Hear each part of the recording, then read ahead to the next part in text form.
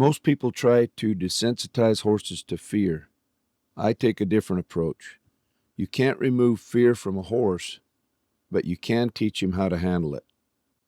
In this lesson, I use a flag to teach a young horse to stay within the boundaries of the halter when the environment gets electric. The goal isn't to make him fearless. The goal is to teach him to stay mentally connected instead of reacting through flight. Watch how timing, restarts, and clear communication patterns help him go from moving his feet to standing still and thinking.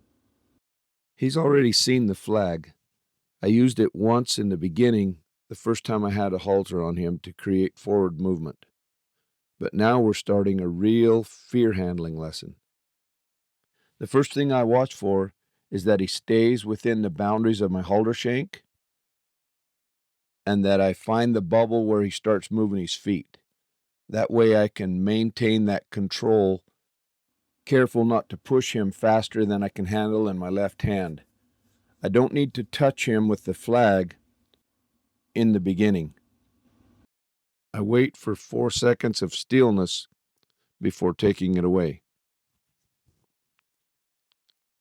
Every time I repeat this pattern, his recovery gets faster. That's what I'm measuring. Flag position is very important. I'm always looking for the sweet spot. If the flag is too far forward, he'll back up.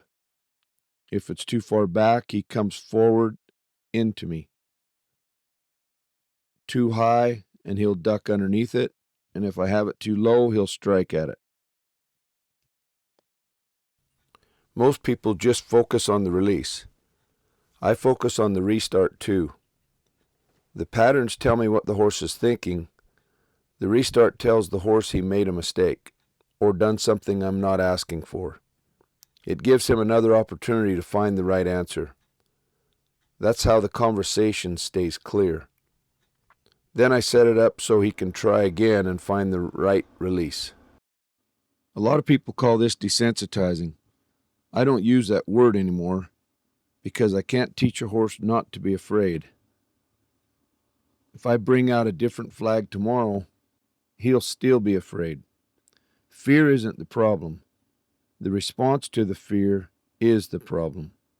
What I'm teaching is how to handle fear, how to stay within the boundaries of a halter or bridle rein when fear shows up, how to stop the feet instead of running away. We're teaching him to use a different survival instinct. Instead of flight, we're teaching him to stand still and think. That's the fight. Maintaining that balance between fight and flight is the key to every lesson.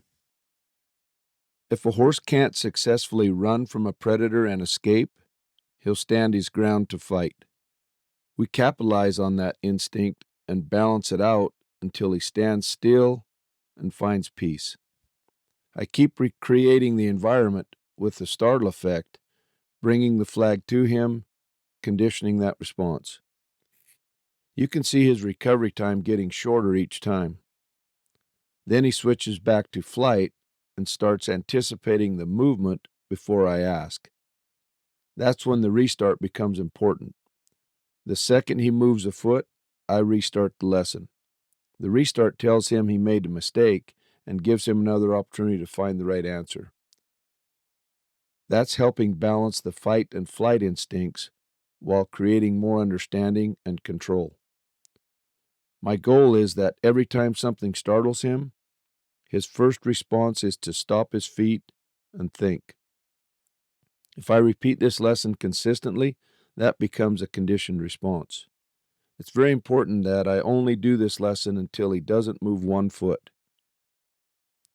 If tomorrow I genuinely startle him with the flag and he stands still, I switch sides and repeat the pattern. If he stands still on the second side too, I quit the lesson. Every day the lesson should get shorter. I'm not looking to move his feet. I'm looking to recondition his mind. I want him to understand when he stops his feet, the pressure goes away, and everything is okay. That's where he finds peace. If he starts fidgeting, then I can use the flag to move his feet and create more motivation to stop.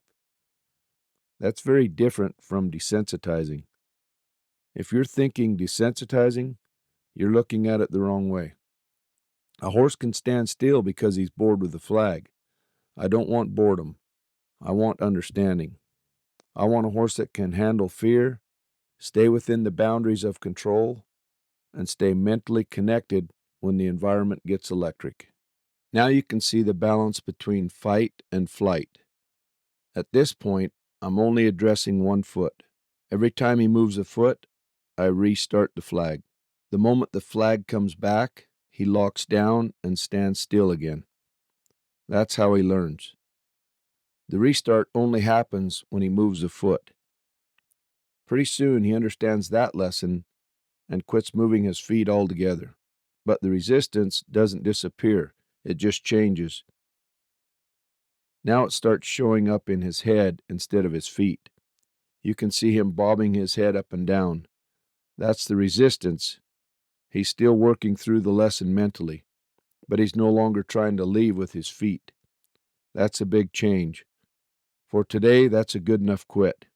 In the next lesson, we'll work on the same fear, but with tighter boundaries and more restraint pressure, teaching him to stay connected instead of fighting and running through it.